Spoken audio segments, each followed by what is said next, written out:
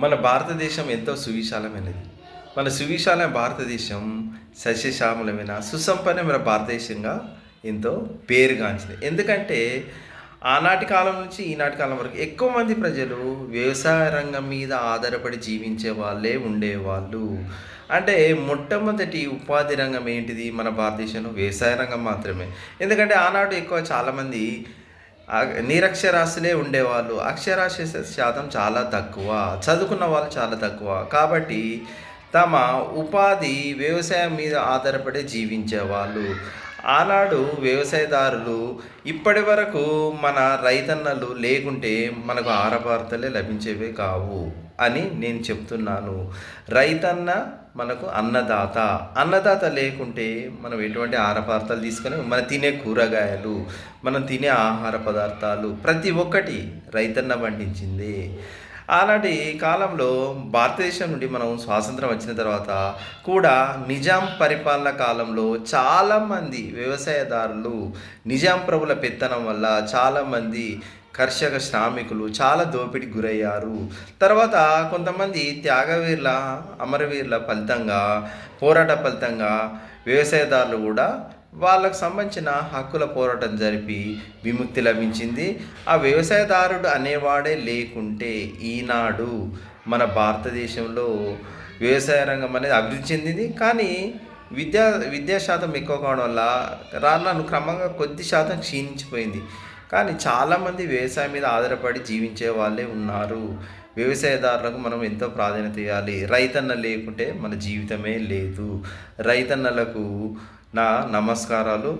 పొద్దున లేచి వాళ్ళు శ్రమ అనుకోకుండా పొద్దున్నే లేచి ఏవైనా పనులు చేసుకోవడానికి పొద్దున వెళ్ళి మళ్ళీ సాయంత్రం ఎంతో కష్టపడి ఇంటికి చేరుకుంటారు. పొలం పనులు చూసుకుంటారు. అది చదువుకున్న వ్యక్తి ఒక గంట సేపు ఎండలు నిలబడడం నుండి చేస్తాడా? చేయలేడు. అంటే శారీరక శ్రమ చేసి మనకు వాళ్ళ జీవనోపాధి కాకుండా మనకు ఆహార పదార్థాలు అందేలా చూస్తున్నారు. రైతులు లేకుంటే మనం లేము. అంటే నేను వాళ్ళని పొగుడుతున్నాను కాదు. రైతు మనకు ముఖ్య పాత్ర. రైతన్న లేకుంటే మన భారతదేశం అనేది సస్యశ్యామల దేశంగా పేరుగాంచేదే కాదు అని నా అభిప్రాయం. రైతన్నలకు మరొకసారి నా జోహార్లు. కర్షక శ్రామిక వ్యవసాయదారులు, మీరు కష్టపడి పనిచేస్తున్నారు. చాలా కష్టాన్ని, మీ శ్రమను మాకు అందిస్తున్నారు. అంటే నేను కూడా ఒక మధ్యతరగతి కుటుంబానికి చెందిన వాడిని, కానీ శ్రమను అందిస్తున్నారంటే ప్రతి ఒక్క ఉన్నవాడు డబ్బు తింటాడా? డబ్బు తినలేడు కదా. కావాల్సిన ఆహార పదార్థాలు కావాలి. ఆహార పదార్థాలు లేకుంటే ఏం కూర్చొని తినలేడు. నేను ఆల్రెడీ ఇంతకుముందు కూడా కొన్ని వీడియోలలో చెప్పాను. ఉన్నవాడికి తింటే అరగదు, లేనివాడికి తిండే దొరకదు. అది మనకు భగవంతుడు ఇచ్చిన ఒక గొప్ప వరం. అంటే అతడు కూడా చూస్తాడు, ఉన్నవాడిని ఏ విధంగా చూడాలి, లేని వాళ్ళని. ఇంటిండా డబ్బు ఉంటుంది, మనకి తినడానికి మనశ్శాంతి ఉండదు, ఒంటి నిండా జబ్బులే. అంటే వాడు ఎటువంటి పని చేయడు, కష్టమని చేయడు. అదే కష్టపడే జీవులకు చూడండి, ఎటువంటి అనారోగ్య సమస్యలు అనేటివి ఉండవు.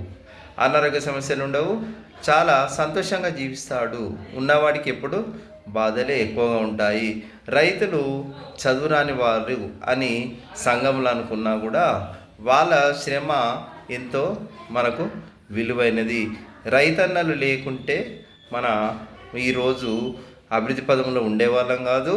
మన భారతదేశం అనేది వ్యవసాయ రంగంలో ఎక్కువ ప్రాధాన్యత కూడా సంతరించుకునే కాదు.